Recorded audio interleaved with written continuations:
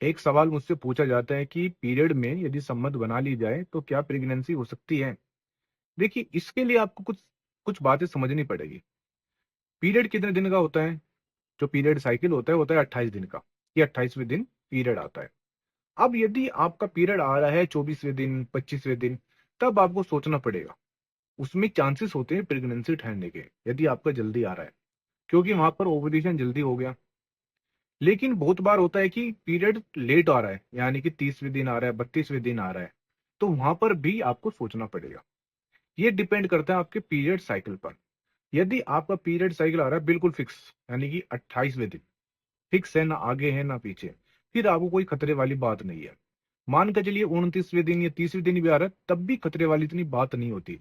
जितनी खतरे वाली बात होती है पहले, यानी कि आपका यदि पीरियड आ रहा है 24वें दिन, 25वें दिन, यानी कि 28 दिन से पहले, तब आपको सोचना पड़ेगा, तब चांसेस बढ़ जाते हैं प्रेगनेंसी के। फिर भी आपके मन में बहुत से सवाल रहते हैं, तो आपको मैं एक नंबर दे रहा हूँ। आपको कोई भी सवाल आ रहा है ना, आपके माइंड में क्वेश्चन आता है कि क्या करे, कंफ्यूजन है, नहीं है, तो आप मुझे जितनी भी अपनी कंप्लेन है, वो मुझे अपनी कंप्लेन डाल दीजिए। मैं आपको एक सही आंसर इसमें दे सकता हूँ। ठीक है ना? क्योंकि हर महिला का जो पीरियड साइकिल है वो अलग अलग होता है।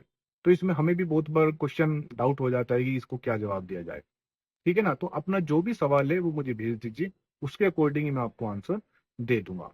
लेकिन यदि फिक्स टाइम पर आए, यानी कि 28वें दिन पीरियड आए और संबंध बन गए, तो तब कोई चांस, 1% भी चांस नहीं होते हैं। Thank you very much.